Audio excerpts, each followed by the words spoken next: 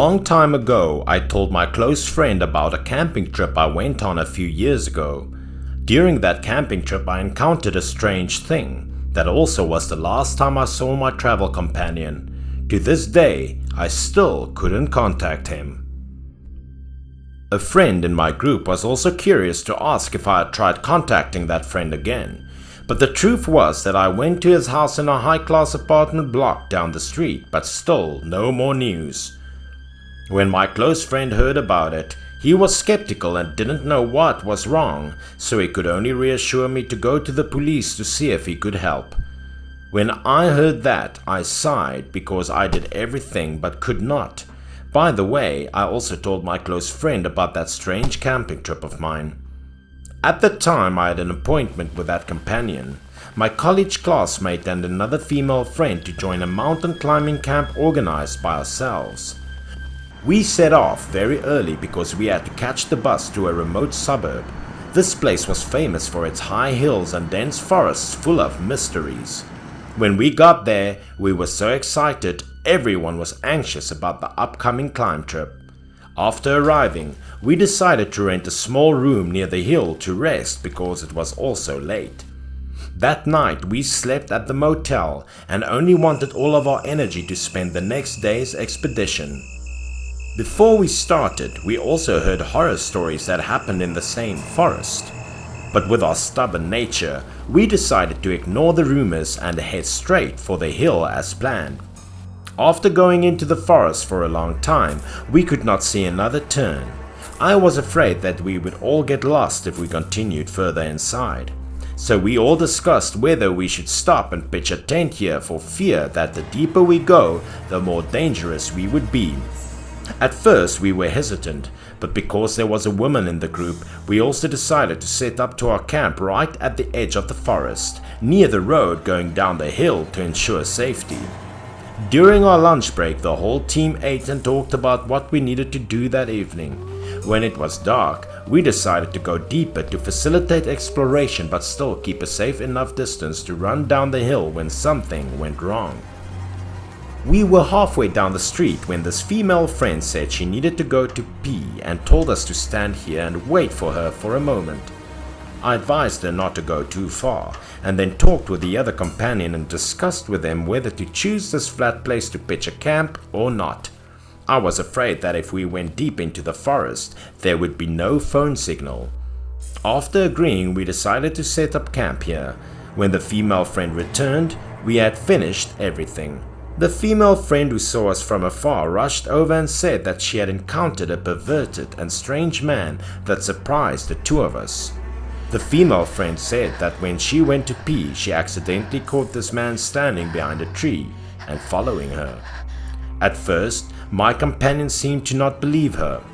He thought no one would pass by in such a deep forest.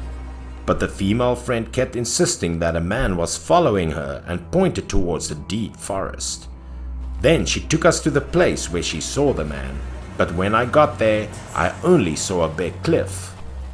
At the time, my travel companion thought it would most likely be an interesting experience, so he suggested camping in front of this rock to see who the mysterious man was.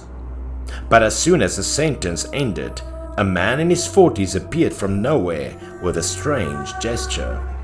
This man looked at us with a sharp eye and asked who we were and where we came from and kept saying we had to get out of this forest quickly.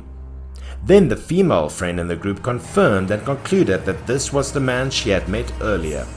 The strange man heard what we said as an insult to his honor and became very upset. We all blamed him at that time, thinking he was a pervert. My companion always scolded and threatened not to let him come near our camp.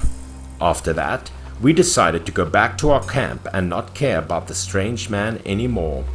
That night we sat in our camp. We casually ate and talked happily.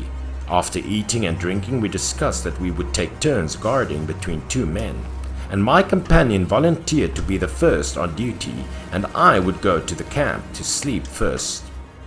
The other female friend, seeing this, was also embarrassed and said that she would go to the other camp to sleep. After that, we split up, one camp per person, and began to rest. The whole forest sank into the inherent stillness and silence as if nothing had happened. But after sleeping for a while, the female friend in the camp suddenly felt uneasy, so she softly called out to my friend. After receiving no response, she pulled the camp down to check, but no one was outside. At this time, the female friend felt worried, so she ventured out. She went out alone to look for her friend in bewilderment. She followed the old road to see where the other friend was. After a while of looking for him with no result, this female friend returned to the original cliff where we came from. By chance, she met the strange older man from earlier. Knowing she was looking for a friend, the older man turned his face back, and as if to say that her friend was inside the cave.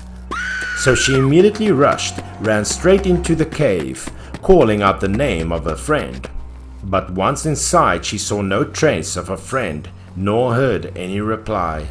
When she was about to turn back, she saw a small light at the end of the road. Curious, she walked over and discovered a mausoleum. There was a shadowy figure there. It was none other than the friend in the group. She didn't know when he came here, but he was busy looking for something. The female friend went to ask questions out of curiosity, only to find out that this male friend accidentally found an ancient tomb. The owner of this tomb must be a person of royal background because there were many precious gold and silver jewels around her body. But strangely, no one knew who this woman was and when she died. The parched flesh of her face still showed no sign of decay. Both of them were very excited when they saw a lot of expensive treasure. Together, each person took away all the possessions in the tomb and put them in their backpack. After taking it, the two quickly pulled each other out. As soon as they came out of the cave, there was strange laughter inside that attracted the attention of both of them. The female friend thought it might be the strange older man's voice. While the two were bewildered, from inside a figure staggered over. When the strange figure came outside, the young couple trembled, not daring to say a word. The strange man from earlier suddenly changed, becoming a twisted corpse with his head turned back. The brave male friend took his flashlight and threw it at the strange man. But the man looked at both of them with bloodshot eyes. His face was as calm as he knew it all. Then he slashed with his hand, causing the flashlight to break in two, then chased after the young couple with an axe. Because they were too scared, the two found a nearby rock cave and went inside to escape. But when they thought they were safe, there were strange sounds behind them. Because the male friend wanted to protect the other female friend, he immediately signaled the female friend to run away just as the man with the axe appeared. He stood close behind the male friend, then raised his sharp iron axe and flashed a devilish smile. The male friend was scared to run away but was held by this man. Then the man used an axe and hit the male friend hard. The female friend witnessed the scene and ran away in panic. When she was running close to the campsite, she accidentally ran into me. As soon as she met me, the female friend hugged her face and burst into tears. After hearing the story, I asked the female friend to turn back to the camp and I called the police about the incident. In the camp, the female friend was constantly worried about the male friend because he was attacked by the strange older man.